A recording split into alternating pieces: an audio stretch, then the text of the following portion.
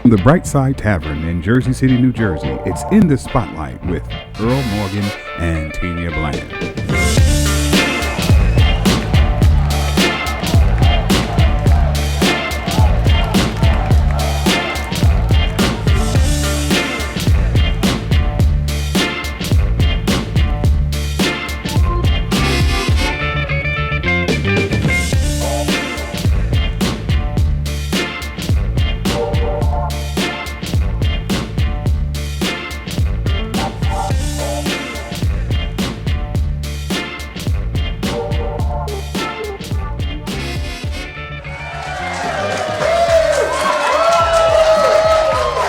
Okay, thank you very much.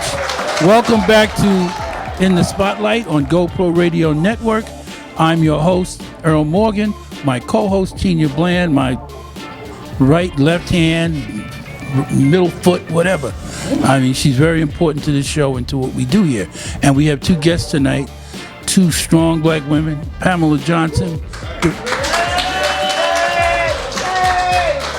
who is the director of the Jersey City Anti-Violence Coalition, and Carolyn Fair, who is the director of the North Jersey National Action Network in Jersey City. And we're talking about, among other things, violence. We have a lot of that to talk about here. But one of the things that Carolyn did that I'd like for you to know about, that I couldn't be at, but I really, really wanted to be there, because I thought that was something that we should incorporate. She had a program recently about your rights. Can we tie in the closing report? And, I'm sorry. Yeah, we are going to do that in a few minutes, because my co-host wants to talk about the Croson study. You explain what Croson study means, because people really don't know. This is a good example for them to understand exactly what that is and why it's important. And Tinia, you have the floor. I want to point out why what Pamela's doing is so important to us. Many times we get organizations up and running and we don't do our homework. And our homework is of paramount importance, because without knowing your population and having data on it, you don't get the funding, and people do not have the concrete evidence that we need to stop it, or to help it, or to assist it. And an example of that, so kudos to you, Pamela. Thank you. Thank you. That you did her homework. And an example of that is the Croson report that started as a study. And this study had to be, first of all, it had to be adapted. And what we did to do that was started with many organizations, and one of which was the NAACP at the time. At that time, when I was political action chair, many organizations got together. And this is why we have to work together. Collaboration is the key. Without it, we're all dead. So, a citywide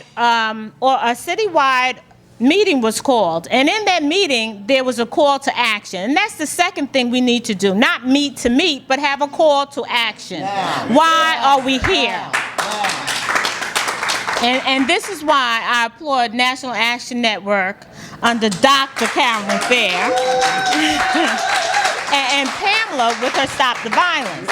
Because at the time, the call to action was that we went to City Hall, but we prepared ourselves first. What was the Croson report? The Croson study was there to show what we always thought was true.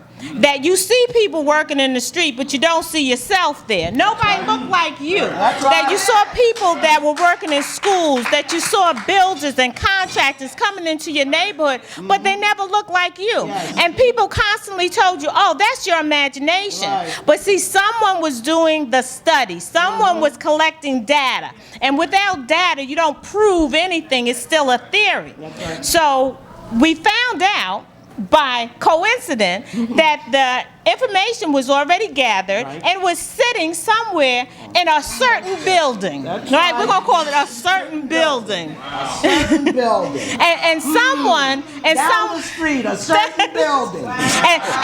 And someone had the courage, and this is, I'm speaking to you, someone had the courage to take the lid off and let someone know. And some people people that they let everyone else know, because they had the paperwork. See, and we have to make sure that we do our homework and we have the paperwork so that you can't be hushed and sent back. So the paperwork came out, but not enough people knew about it. So we started having meetings on this paperwork, and this paperwork was marched down with many people and many organizations collaborating to City Hall, to City Council meeting. And we said, you know what we want? We're not asking you to do anything except read this report that won't cost you any money to implement, and then guess what? We can have a shot at eliminating some of the disparity, because that's what it's called. And that's what it became. It became then a disparity study. And here's the key, because many of you should really look it up and encourage everyone to know about it, because the implementation of it costs no money. Right. No money. You don't have to pay any more money. It won't cost you anything in your taxes for you to have a fair shot of a pie that you were supposedly promised. Well, let me say this about that Croson study. When I found out about it, I immediately got my hands on a copy of it, and everyone in here can get it. First of all, you should know, this is not from the NAACP. This is not from the Urban League.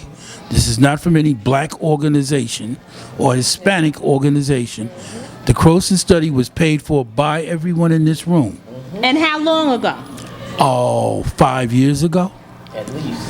And now it's 5 years. I think we, and the study cost $736,000 taxpayers dollars. $750,000, folks. So, and the study said it cataloged all of the ways that minorities get X'd out of any of the wealth that this city spends. Jersey City spends $1 billion a year in contracts. Now, when I looked at the Croson study, and you can all get it from the city council, you call the city council's office, he'll send it to you, he'll email it to you, and the city clerk's office. And when I took a look at the figures in there, I was amazed. I mean, we were getting nothing, literally, in some terms, nothing. For instance, if you talk about contracts, certain contracts, construction contracts, let's say, they named all of the minority groups. They even named Native Americans. That's right. And you know, they killed them off 200 years ago. Right. But they're in the study. And the amounts of the different ethnic groups were in the study. You got to laugh at this, because if you don't, you might kick over something.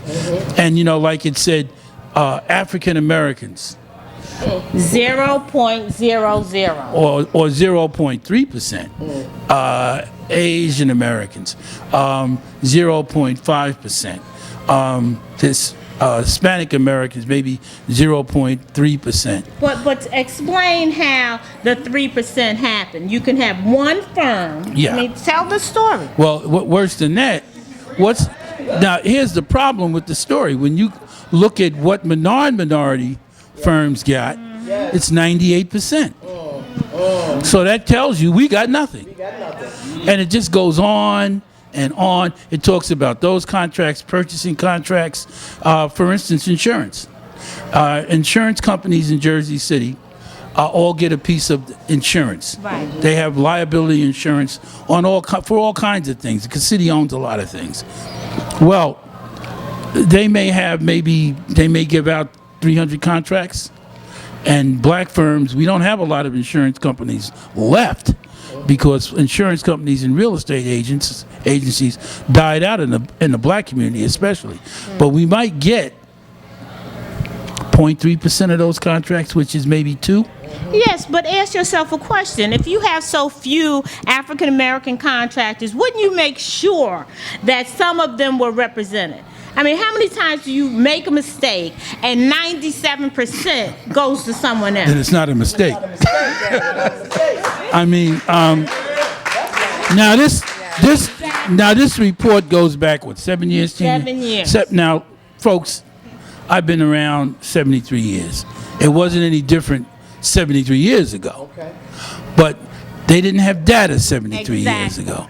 What Tinia is talking about is important, is because if you read this, they used to say, well, it's just you lazy, but you people, you just, Right. you want something for nothing. You're not You know, going to you school. just think that's You're not not true. certified. You didn't get an education. That's why you're left out. But No. this report just throws all that away. It documents. It documents it. It shows where it is. It's not just about the city. But take it a step further. Then you're told that, you see, it's too long. You're not going to understand it. It's too complicated. Aren't you tired of hearing that nonsense? The difference between yesterday and today is we are ready. We can read. We can collaborate. We can work together. We have the organizations. We're doing the work. We're already established. We are here. We have networks. We have anchors. We have we are ready. That's Yes. the difference. But see, what is interesting? What is interesting about this report is it just doesn't talk about how bad the city has done us. No. It talks about bank loans, commercial bank loans. We get nothing. I mean, they talk about the project labor organizations, the project labor agreements for these high rises that are going up. The city made agreements with the contractors that they would put a certain number of minorities to work. Read this report. It didn't happen. Now, that was the city promising to do it. They didn't do it. Now, one of the biggest issues in this current presidential campaign that's already started is inequality, Right. Economic inequality. Well, you know, Well, say it again, because economic that's important. inequality. But understand, downtown Jersey City is what you see, because the city spent $80 million. 80 million. They gave the two developers, Sam Lefrak and Simon, they gave them a BUDAG grant of $50 million. They didn't loan it to them. Jerry McCann got the grant and he said, here. So where were you? Now these guys are multi-billionaires. We gave them So you're $50 million. already a billionaire. You see, you don't need the money, right? Right. So then they took some city money, about $20 million more dollars, and put it 20 million together. more. And they did downtown. And they put $80 million into it. And guess what? And in the the investment meantime, paid off. How does your area look? So what did they put in our area? Well, that's why it'll always be the tale of two cities. No, it won't. No, it won't. Because we're here. We are educated. We know how to collaborate. We're doing our homework. We have established organizations. We're not going to sit still any longer. If not us, who? If not now, when? And one of the things I'd like to one of the things that it reminds me of what Malcolm said. Yes. Malcolm said, the revolution is always about land. That's right. The landless against the landlords. We now are in a position where we're next. They've done downtown, Yes. and they are here. Oh, it's here. That's right. It's right here. And now we have the developers coming in on Clifton. I think was I want to do this. Cornelius Avenue. Cornelius Avenue. Well, I was raised to call it Cornelius. I know, but they're talking about 2 luxury high rises. Now I live in that neighborhood. There ain't no luxury high rise money down there in that neighborhood. We have a lot of new people there who are young, what they call urban professionals. They're very nice people, don't get me wrong, and they have a few dollars, but not even they are high rise. When that moves in and they build that, it will change the nature, the character, and the demographics Can I say of everything. This We're getting ready to go this into is it. our home. We live in Jersey City. How do you want your home to look? Why aren't you speaking? What happens at these city hall meetings? We'll be right back.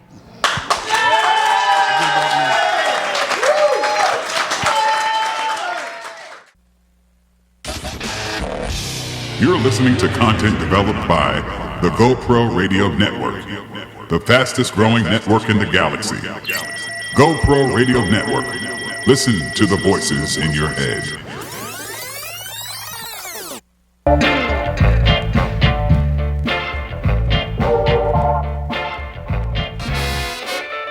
Attention. Parents of children in Hudson County school districts including Harrison, West New York, Jersey City, Hoboken, and Union City. You may qualify for free or low-cost child care. The Urban League of Hudson County is providing parents with the opportunity to apply if eligible for before and after school care for children 3 and 4 years old. Find out how. Come to our offices or call at 201-451-8888 extension 186. Urban League of Hudson County.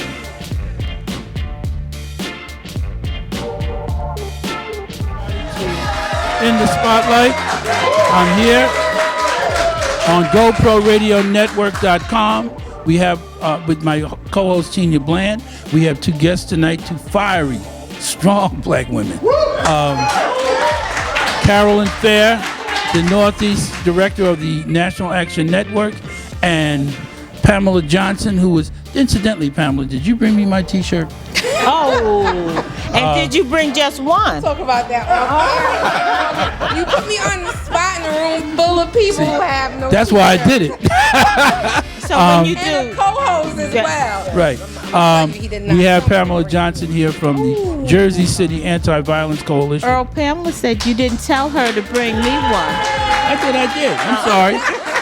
I figured. All right. Now, what I was, I can't be in trouble alone. I wanted to ask Pamela how did she see of any way possible to develop that idea of buying real estate? Because I believe that the BITE committee that Tinia Bland is the president of is also interested in that sort of thing. Yes, we have an actual committee that's dedicated to that because we know, we that are here, we realize that unless you are vested in our home, we will lose because they are already here buying our homes. I mean, see, the thing is that I always say I'm not necessarily invested in Jersey City. I'm vested. I was born here, raised here. My mom was born here, raised here.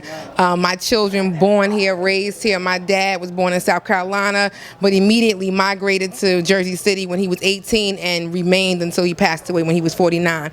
My stepfather, who's Ralph Green, who turned that jail around that y'all just mentioned him, I see.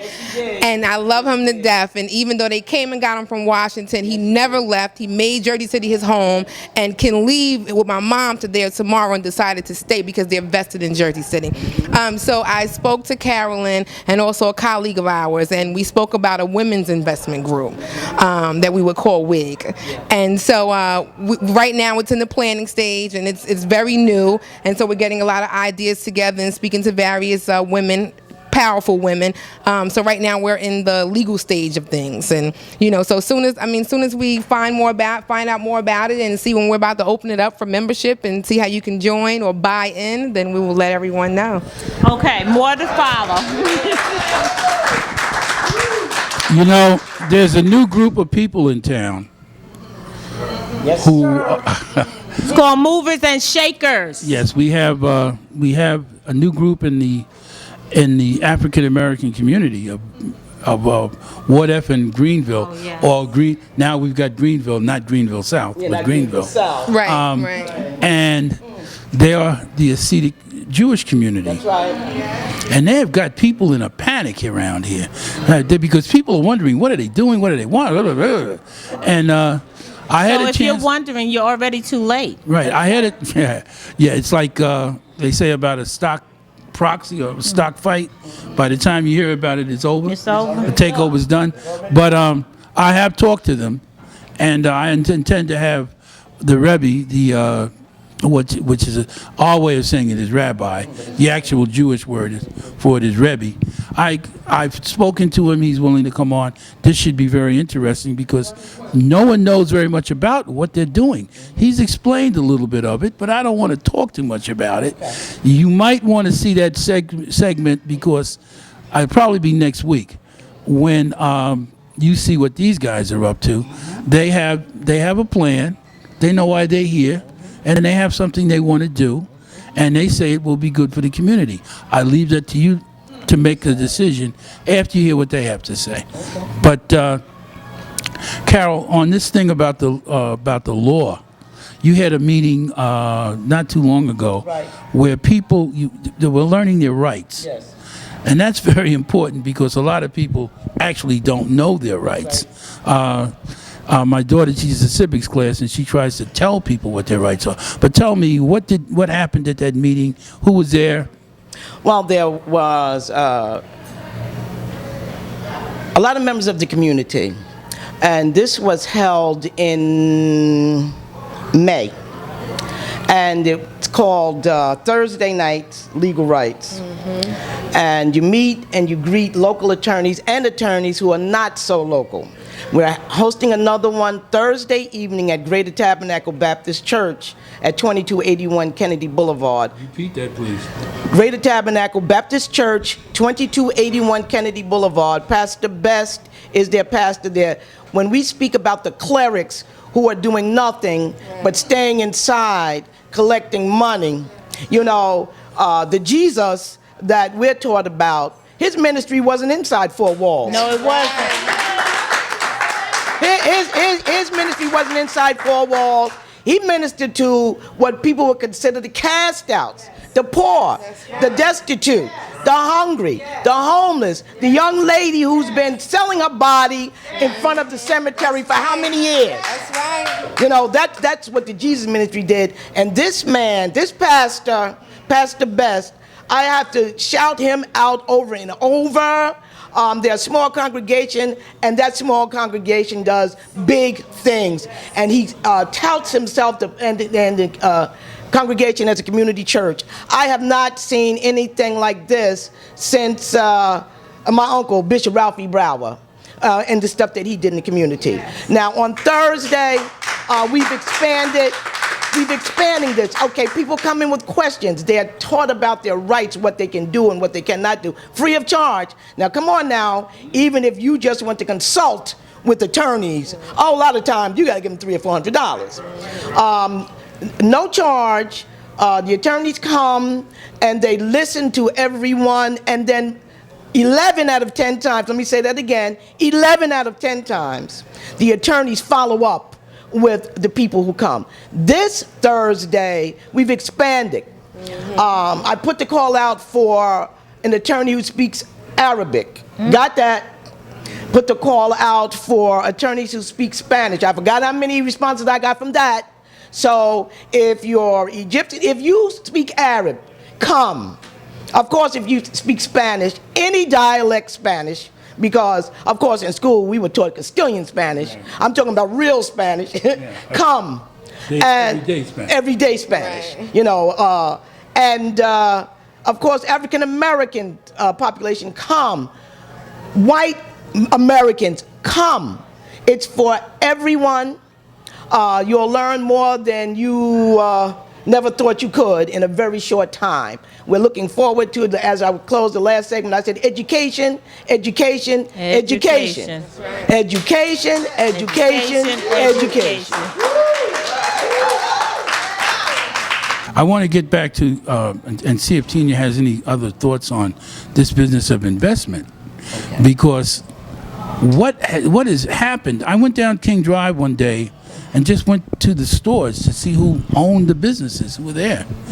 And it's kind of concerning because most of the businesses are not owned by African Americans. You can go from one to the other, to the other, to the other, to the other, and there's no African American ownership there.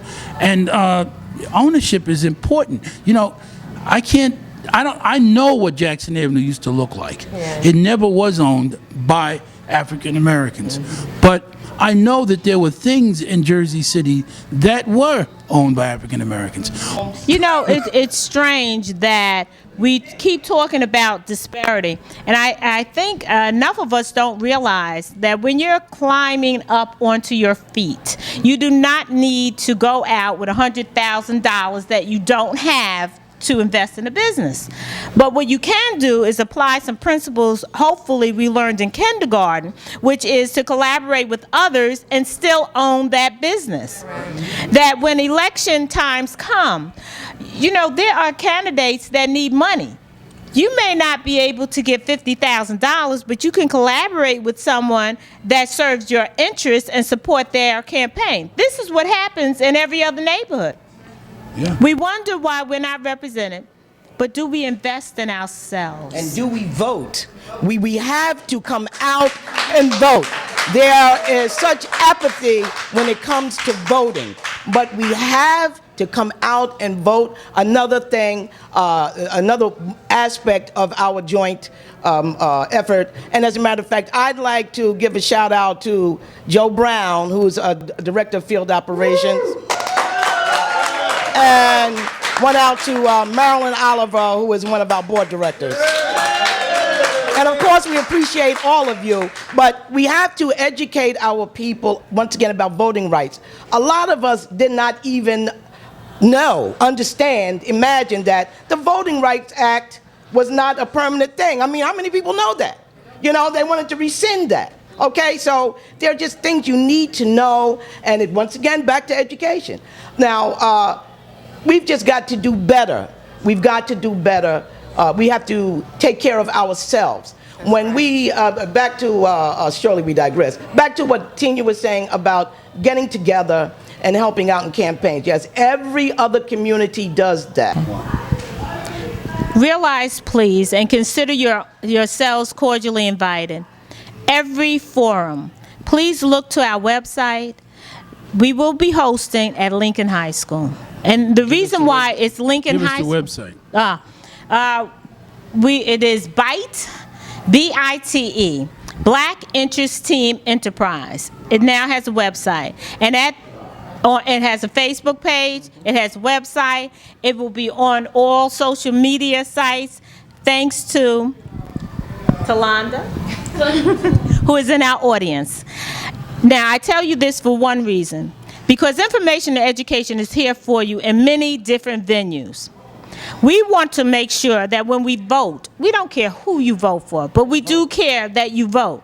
And the reason why that is so important to each and every one of us is because if you don't exercise your right to vote, then you've given that away. And someone else takes that opportunity that you were given and they use it the way they think you deserve it. It's time for us to realize how we want to exercise our abilities to be free. It's that important, to be free. Let me give you a concrete example of what happens when you don't. I was at a meeting, I was at City Hall once, and this Egyptian young man had been beaten up twice by the police. The Egyptian community came out to protest in front of City Hall on the coldest day of the year. So we all went inside, and the Egyptian people who came in, the businessmen and the people in that community, met with Brett Shundle, who was the mayor, and they said, "We gave you money." They were very blunt. "We expect something from you. No messing around." It's that simple. It's our turn. Thank you for coming out, and good night.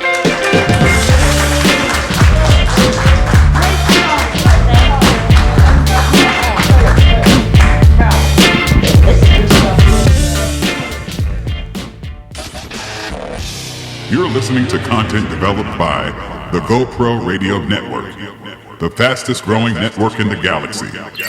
GoPro Radio Network. Listen to the voices in your head.